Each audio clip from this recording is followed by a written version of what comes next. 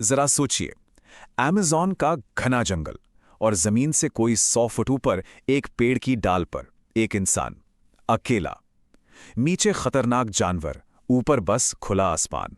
और वो आदमी 1-2 दिन नहीं, पिछले 6 साल से वहीं है। हाँ, पूरे 6 साल। इतने लंबे वक्त में उसने एक बार भी जमीन को नहीं छुआ। ना कोई छत थी, ना किसी इंसान से बात हुई, बस वो था और जंगल की वो डरावनी खामोशी। तो सवाल ये है कि आखिर वो वहां पहुंचा कैसे? और उससे भी बड़ा सवाल कि अमेज़न जैसे खतरनाक जंगल में एक पेड़ के ऊपर कोई इतने साल जिंदा रहा तो रहा कैसे? चलिए आज इसी अविश्वसनीय कहानी को समझते हैं। तो ये कहानी शुरू होती है 6 साल पहले से। हम चलते हैं इंग्लैंड, साल था 1937 और कहानी का जो हीरो है वो है एक नौजवान जिसका नाम था डैनियल फॉस्टर।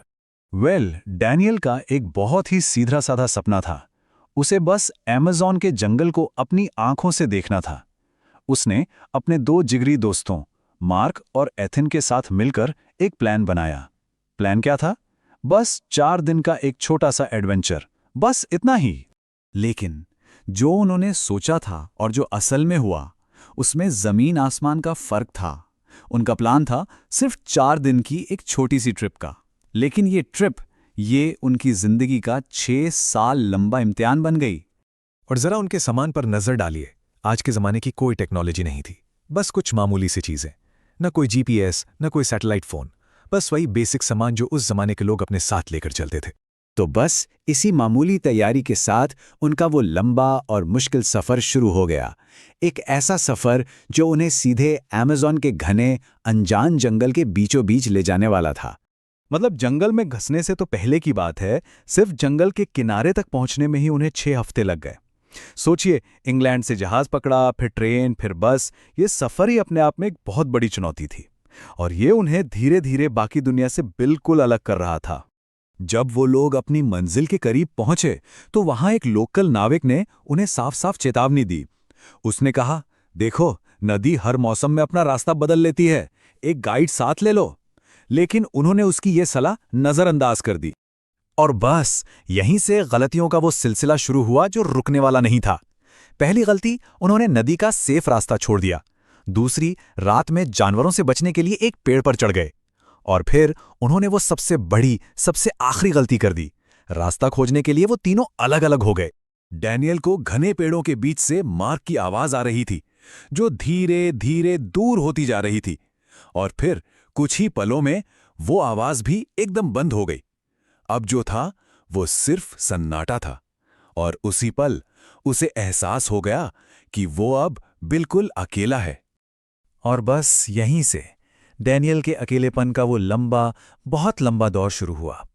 एक ऐसा दौर जिसने उसे जमीन से नहीं, बल्कि जमीन से 100 फुट ऊपर एक पेड़ पर अपनी दुनिया बसाने पर मजबूर कर दिया। पहले दिन वो इंतजार करता रहा, फिर पूरा हफ्ता बीत गया, फिर महीना। जो उम्मीद थी कि कुछ ही घंटों में कोई बचा लेगा, वो अब एक लंबी, कभी न खत्म होने वाली सच्चाई बन चुकी थी। तो अब सवाल था, जिंदा कैसे रहा जाए? बस फिर उसने तरीके ढूंढने शुरू किए। बारिश का पानी और पत्तों पर जमी ओस को इकट्ठा करने लगा, अपनी डाल को पत्तों से और मजबूत बनाया और आखिरकार हवा में 100 फुट ऊपर एक छोटी सी झोपड़ी जैसी चीज बना ली। धीरे धीरे वही पेड़ उसका घर बन गया। और सोचिए, एक तरफ डैनियल वहां जंगल में अपनी जिंदगी की जंग लड़ रहा था और दूसरी तरफ हजारों मील दूर इंग्लैंड में उसके परिवार ने सारी उम्मीदें छोड़ दी थीं। जब महीनों तक कोई खबर नहीं आई तो सर्च ऑपरेशन बंद कर दिया गया और डैनियल को ऑफिशियली मृत मान लिया गया। तो अब दुनिया के लिए वो मर चुका था, उसका परिवार भी मातम मना चुका था। लेकिन कहानी अभी खत्म नहीं हुई थी, क्योंकि 6 साल बाद एक चमत्कार होने वाला था। 6 साल के उस गहरे सन्नाटे के बाद एक दोपहर डैनियल को एक अजीब सी गड़गड़ाहट सुनाई दी।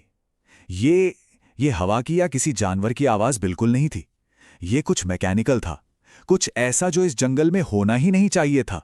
क्या इतने सालों के इंतजार के बाद ये सच में बचने का कोई मौका था, या फिर ये भी बस उसका कोई वहम था?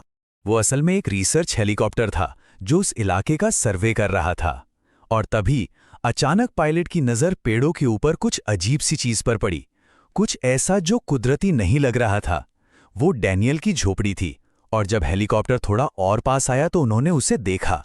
एक इंसान, अकेला, जमीन से 100 फुट ऊपर।